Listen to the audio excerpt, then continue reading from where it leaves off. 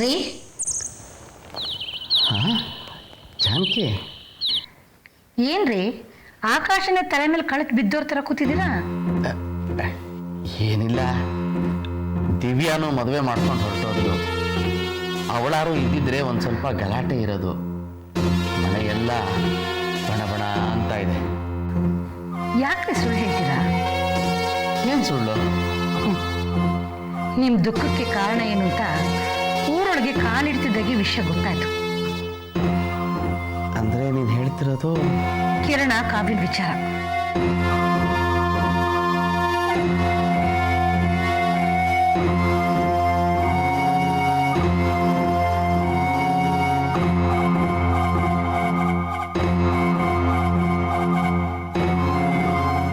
ಜಾನಕಿ, ನೀನು ಅದನ್ನೆಲ್ಲ ನಂಬ್ತೀಯ?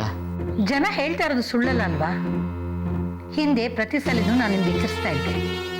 ಹಾಗೆಲ್ಲ ನಾನು ನಿಮ್ಮ ಕಣ್ಣಿಗೆ ಕೆಟ್ಟೊಳ ಕಂಡಿರ್ಬೇಕಲ್ಲ? ಹಾಗೇನಿಲ್ಲ. ಒಂದು ಮಾತನ್ನ ಚೆನ್ನಾಗಿ ನೆನಪಲ್ಲಿ ಇಟ್ಕೊಳ್ಳಿ. ಯಾವುದಕ್ಕೂ ಮಿತಿ ಅಂತಿರುತ್ತೆ. ಸೀತೆ ಲಕ್ಷ್ಮಣ ರೇಖೆ ದಾಟಿದ ಮೇಲೆ ರಾಮಾಯಣದಲ್ಲಿ ಅನಾಹುತಗಳು ಪ್ರಾರಂಭ ಆಗಿದ್ದು. ಜಾನಕಿ, ನಮ್ಮ ಕಾವ್ಯ ಕಿರಣ ಇಬ್ರು ಲಕ್ಷ್ಮಣ ರೇಖೆಯನ್ನು ದಾಟುವಂತ ಉದ್ದಟರಲ್ಲ ಕಣೆ. ಅವತ್ತಿನ ದಿನ ಕಿರಣ ಇಲ್ಲಿಲ್ಲದೆ ಹೋಗಿದ್ದಿದ್ರೆ ಕಾವ್ಯನ ಜೀವಕ್ಕೆ ಅಪಾಯ ಇತ್ತು, ಗೊತ್ತಾ? ನೋಡ್ರಿ, ಅದನ್ನ ನಾನು ನಂಬೋದು. ಆದ್ರೆ ಏನ್ ಪ್ರಯೋಜನ? ಜನರನ್ನ ನಂಬ್ಸಕ್ಕಾಗಲ್ಲ ರೀ. ಹೆತ್ತವ್ರಿಗೆ ಹೆಗ್ಗಣ ಮುದ್ದು ಅಂತ ಲೇವಡಿ ಮಾಡ್ತಾರಷ್ಟೇನೆ. ಜಾನಕಿ, ಕಾವ್ಯನ ಮನಸ್ಸಿಗೆ ನೋವಾಗುವಂಥ ಮಾತು ಏನೂ ಆಡಬೇಡ. ನಾನೀಗಾಗಲೇ ಅವಳನ್ನ ಕರೆದು ಕಿವಿ ಮಾತು ಹೇಳಿದ್ದೀನಿ. ಕಿರಣನ್ ಜೊತೆ ಜಾಸ್ತಿ ಓಡಾಡಬೇಡ ಅಂತ ಅವಳಿಗೆ ಸ್ಪಷ್ಟವಾಗಿ ತಾಕೀತು ಮಾಡಿ ಹೇಳಿದ್ದೀನಿ. ಹೇಳಿದ್ದು ನಿಜಾನೇ ಇರಬಹುದು, ಆದರೆ ತಡ ಆಯ್ತೇನೋ ಅಂತ ನನ್ನ ಭಾವನೆ. ಇಲ್ಲ, ಕಾವ್ಯ ನನ್ನ ಮಾತನ್ನ ಪಾಲಿಸ್ತಾಳೆ. ಸರಿ, ಈಗ ಮಾತೆಲ್ಲ ಬಿಡು. ದಿವ್ಯಾ ಪುಟ್ಟಿ ಹೇಗಿದ್ದಾಳೆ? ಆ ಮನೇಲಿ ಅವಳು ಸುಖವಾಗಿರ್ತಾಳೆ ಅಲ್ವಾ? ಖಂಡಿತ, ಅನುಮಾನವೇ ಬೇಡ. ಇಲ್ಲಿ ನಾವು ಕೆಟ್ಟದನ್ನ ಕೇಳ್ತಾ ಇರ್ಬೋದು, ಅಲ್ಲಿ ದಿವ್ಯಾ ಸಂತೋಷವಾಗಿದ್ದಾಳೆ. ಸದ್ಯ ಅವಳಾದ್ರೂ ಒಂದು ಒಳ್ಳೆ ಮನೆ ಸೇರಿದ್ಲಲ್ಲ, ಅದೊಂದೇ ಮನಸ್ಸಿಗೆ ಸಮಾಧಾನ.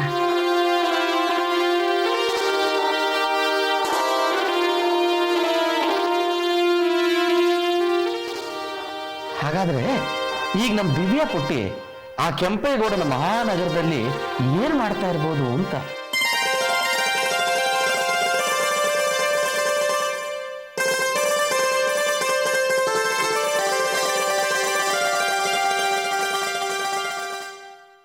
ಅಯ್ಯ ಕುಲೋದ್ಧಾರಕ, ನನ್ನ ಶ್ರಾದ್ದಾಧಿಕಾರಿ ದಿವ್ಯ ಯಾಕೋ ಬೇಸರ ಮಾಡ್ಕೊಂಡು ಹಾಗಿದ್ದಾಳೆ. ಯಾಕೆ ಏನು ಅಂತ ಕೇಳಿದ್ಯಾ? ಹೌದಾ? ಯಾಕೆ ದಿವ್ಯಾ? ಅಮ್ಮ ಊರಿಗೆ ಹೋದ್ರು ಅಂತ ಬೇಜಾರ ನಿಮಗೆ? ಇಲ್ಲಪ್ಪ, ಹಾಗೇನೂ ಇಲ್ಲ. ನೀವಾಗೆ ಏನು ಕಲ್ಪನೆ ಮಾಡ್ಕೋಬೇಡಿ. ದಿವ್ಯಾ, ನಿನ್ನ ಮನಸ್ಸನ್ನ ಬೇರೆ ಕಡೆ ಡೈವರ್ಟ್ ಮಾಡ್ಕೊ, ಎಲ್ಲ ಸರಿ ಹೋಗುತ್ತೆ. ಅದಕ್ಕೆ ದೇವಸ್ಥಾನಕ್ಕೆ ಹೋಗಿ ಬರೋಣ ಅಂತಿದ್ದೀನಿ. ನೀವಿನ್ನೂ ಕರ್ಕೊಂಡು ಹೋಗ್ತೀನಿ.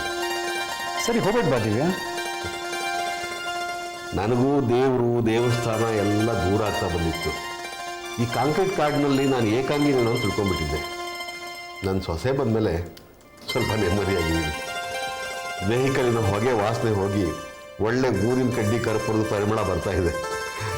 ಬಾಮ್ಮ, ದೇವಸ್ಥಾನಕ್ಕೆ ಹೋಗಿ ಬರೋಣ.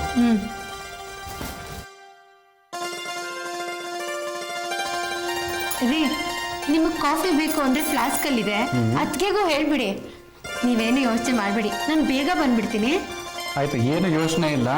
ನೀನು ಮನೆ ಕೆಲಸ ಇರೋದೆ, ನೀನು ನಿಧಾನವಾಗಿ ದೇವರಿಗೆಲ್ಲ ಭಕ್ತಿಯನ್ನು ಕೊಟ್ಟು ಆಮೇಲೆ ವಾಪಸ್ ಬಾ, ಸರಿನಾ? ಹೋಗ್ಬಿಟ್ಟು ಬಾ ಇವಾಗ.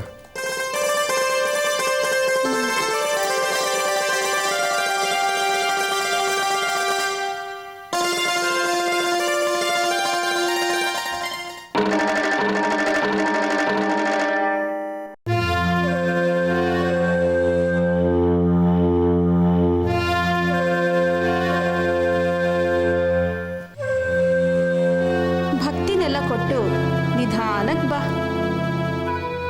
ಏನಕ್ಕ ಹಂಗಿಸ್ತಾ ಇದೀಯಾ? ಮತ್ತಿನ್ನೇನು, ನಿನ್ ಪೂರ್ತಿ ಜುಟ್ಟನ್ನ ನಿನ್ ಹೆಂಡತಿ ಕೈಗೆ ಕೊಟ್ಟಿರೋ ಹಾಗಿದೆ. ಹೆಂಡತಿಗೆ ನೀನು ಯಾರು ಕೇಳ್ಕೊಂಡು ಹೇಳು?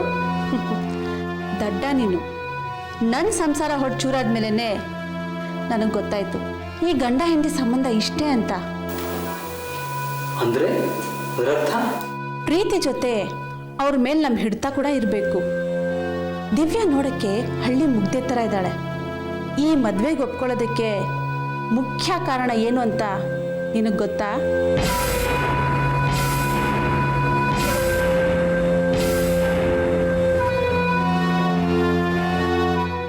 ಏನಕ್ಕ ನೀನು ಹೇಳ್ತಾ ಇದೀಯಾ? ಇದೆಲ್ಲ ಆ ಸೋಮಶೇಖರಯ್ಯನ ಕುಮ್ಮಕ್ನಿಂದ ನಡೆದಿರೋದು. ದಿವ್ಯಾ ತನ್ನ ತಂಗಿ ಕಾವ್ಯಾಗ ಆಸ್ತಿ ಸಿಗಬಾರ್ದು ಅಂತ ನಿನ್ನನ್ನು ಅವಸರದಲ್ಲಿ ಮದುವೆ ಆಗಿದ್ದಾಳೆ. ಹೌದಾ? ಹಾಗಾಗಿ ದಿವ್ಯಾ ನಿನ್ನ ಮಾತಿಗಿಂತಲೂ ಆ ಸೋಮಶೇಖರಯ್ಯನ ಮಾತಿಗೆ ಬೆಲೆ ಕೊಡ್ತಾ ಇರೋದು. ಅವ್ರು ದಿನಾ ಫೋನಲ್ಲಿ ಮಾತಾಡ್ತಾ ಇದ್ದಾರೆ, ಅದು ಗೊತ್ತಾ ನಿನಗೆ? ಸರಿ, ಹಾಗೆ ಇಟ್ಕೊಳ್ಳೋಣ. ಅದರಿಂದ ಲಾಭ ನಮಗೆ ತಾನೇ. ದಿವ್ಯಾಗ ಆಸ್ತಿ ಬಂದರೆ ನಮಗೆ ಬಂದಂಗೆ.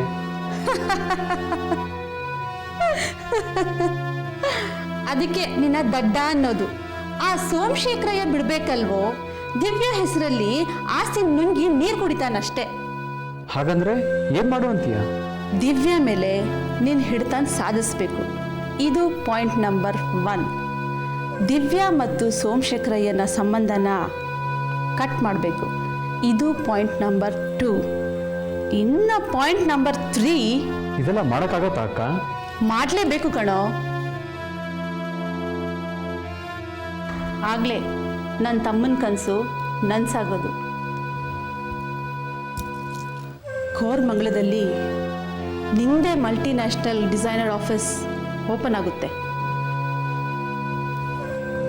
ಅಕ್ಕ, ಈ ಐಡಿಯಾ ಓಕೆ ನನಗೆ. ನೀನು ನನಗೆ ಅಕ್ಕ ಅಷ್ಟೇ ಅಲ್ಲ, ನನ್ನ ವೆಲ್ ವಿಷರ್ ಕೂಡ.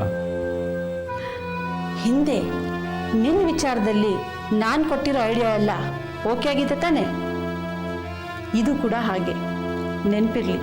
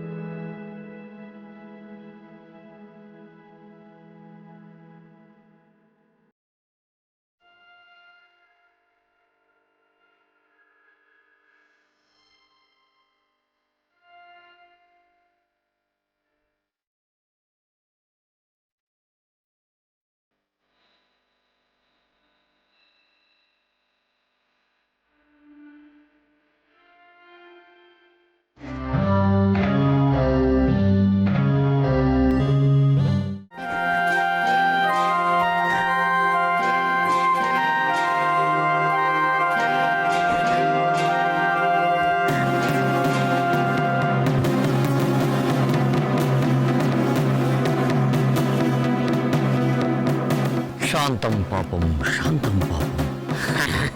ಇದು ಅದಲ್ಲ, ಇದು ಹೇಗಾಯ್ತು ಗೊತ್ತಾ? ಶಾಂತಮ್ಮ ಪಾಪಣ್ಣ, ಶಾಂತಮ್ಮ ಪಾಪಣ್ಣ. ಕರುಣಾಕರ್ ಶೆಟ್ರೆ, ಊರಿನ ಜನಪ್ರತಿನಿಧಿಯಾಗಿ ನಾನು ಇದಕ್ಕೊಂದು ಏನಾದ್ರೂ ಪರಿಹಾರ ಕಂಡು ಹಿಡಿಯಲೇಬೇಕಲ್ಲ. ಇದು ಪ್ರೇಮ ಪ್ರಕರಣ ಅಲ್ವಾ? ಇದು ನಿಮ್ಮ ರಾಜಕೀಯ ವ್ಯಾಪ್ತಿಗೆ ಬರೋದಿಲ್ವಾ ಅಂತ. ಈ ಪ್ರೇಮ ಪ್ರಕರಣಕ್ಕೆ ರಾಜಕೀಯ ಸ್ಪರ್ಶ ನೀಡಬೇಕಾಗತ್ತೆ. ಈ ಪ್ರೇಮ ರಾಜಕೀಯ ಬೇರೆ ಬೇರೆ ಅಲ್ವಾ? ಪ್ರೇಮದ ಅಂತಃಪುರದೊಳಗೆ ತಯಾರಾದ ರಾಜಕಾರಣಿಗಳ ಪಟ್ಟಿ ಕೊಡ್ಲಾ ನಿಮಗೆ? ಇದೆಲ್ಲ ನಿಮಗೆ ಅರ್ಥ ಆಗೋದಿಲ್ಲ ಬಿಡಿ. ನೀವೀಗ ಏನ್ ಮಾಡಬೇಕು ಅಂತಂದ್ರೆ,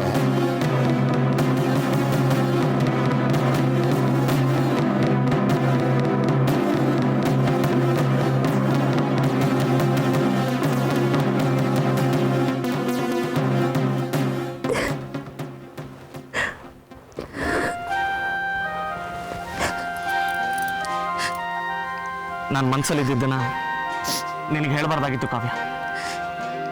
ಯಾಕೆ? ಹೇಳಿದಿಕ್ಕೆ ತಾನೆ ಇಷ್ಟೆಲ್ಲ ಸಮಸ್ಯೆಗಳು ಶುರುವಾಗಿತ್ತು. ಅದನ್ನೇ ವಿಧಿ ಆಟ ಅನ್ನೋದು. ಕಿರಣ, ನಿನ್ನ ನೋಡದೇ ಇರೋದಕ್ಕೆ ಸಾಧ್ಯನೇ ಇಲ್ಲ ಕಣೋ ನನಗೆ. ನಾನು ಅದಕ್ಕೆ ಹೊರತಲ್ಲ. ಆದ್ರೆ ನನ್ನಪ್ಪನೇ ನನಗೆ ನಿರ್ಬಂಧ ಹೇರಿದ್ರು. ನಮ್ಮನೇನಲ್ಲೂ ಅದೇ ಕತೆ. ಇದುವರೆಗೂ ನಾನು ಯಾವತ್ತೂ ನಮ್ಮ ಅಪ್ಪನ ಮಾತು ಮೀರ್ದೋಳಲ್ಲ. ನೀನು ಅಷ್ಟೇ, ನಿಮ್ಮ ಅಮ್ಮನ ಮಾತು ಯಾವತ್ತೂ ಮೀರ್ದೋನಲ್ಲ. ನನಗೂ ಏನು ಗೊತ್ತಾಗ್ತಾ ಇಲ್ಲ.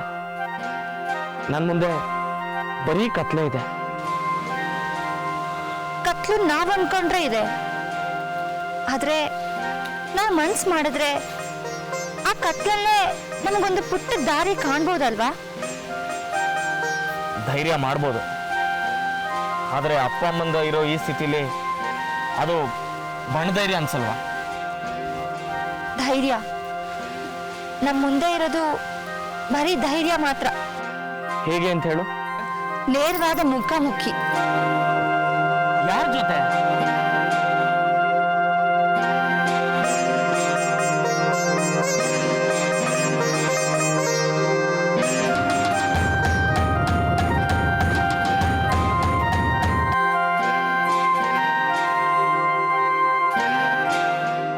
ಹೇಗಿದೆ ನನ್ನ ಪ್ಲಾನ್? ಈ ಪ್ಲಾನ್ ಹಿಂದೆ ಇರೋ ತಲೆ ಕಾವಿಂದ ಅಂದಮೇಲೆ ಅದು ಸೂಪರ್ ಸಕ್ಸಸ್.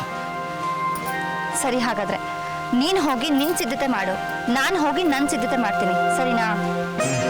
ಬಾಯ್.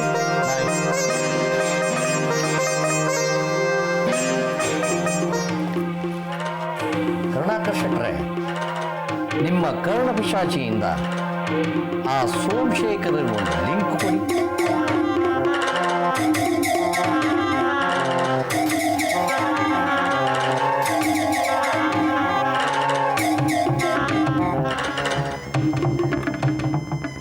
ಹಲೋ ಹಲೋ, ಇತ್ಲ ಕಡೆಯಿಂದ TP ಮೆಂಬರು ನಾರಾಯಣ ಸ್ವಾಮಿ ಮಾತಾಡೋದು.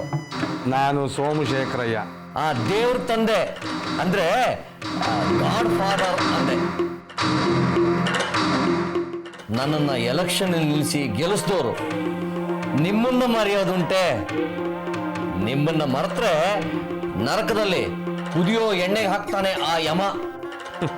ಅಂದ್ರೆ ನೀನ್ ಸತ್ರ ನರಕಕ್ಕೆ ಹೋಗೋದು ಅನ್ನೋ ಅನುಮಾನವೇ ಬೇಡ. ನಾನು ಮಾತ್ರ ಅಲ್ಲ, 90% ರಾಜಕಾರಣಿಗಳು ಡೈರೆಕ್ಟಾಗಿ ಹೋಗಿ ಸೇರೋದೇ ಅಲ್ಲಿಗೆ. ವಿಷಯ ಏನಾಯ್ತು? ಹಣ್ಣೋ ಕಾಯ? ಕೊಳತ್ ಹಣ್ಣು. ನಾನೇ ನನ್ನ ಕಣ್ಣಾರೆ ನೋಡಿದ್ದೀನಿ. ಹಾಗಾದ್ರೆ ಇಷ್ಟ ಆಗಬೇಕು.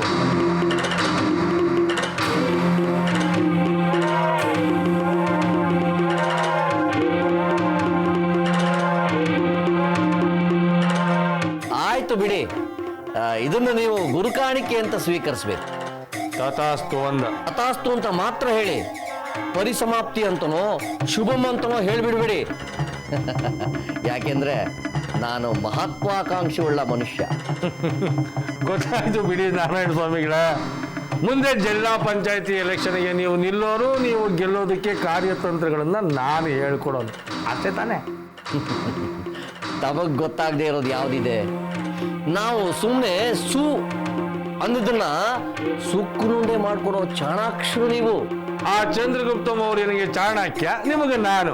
ಅಷ್ಟೇ ತಾನೇ? ನನ್ನ ಕೆಲಸ ಯಾವಾಗ ಆಗತ್ತ ಅದು ಹೇಳಿ. ಆಗ್ಬಿಡುತ್ತೆ, ಈ ತಕ್ಷಣ ಆಗ್ಬಿಡುತ್ತೆ. ಕರುಣಾಕರ್ ಶೆಟ್ರೆ ನೋಡಿ, ಈ ಕೂಡ್ಲೆ ಆ ಸದಾಶಿವನ್ನ ನಮ್ಮ ಮನೆಗೆ ಬರಕ್ಕೆ ಹೇಳಿ. ಆಯ್ತಾಯ್ತು, ನಾನೆಲ್ಲ ಮಾಡ್ತೇನೆ. ಮೊದಲು ಆ ಕೆಲಸ ಮಾಡಿ.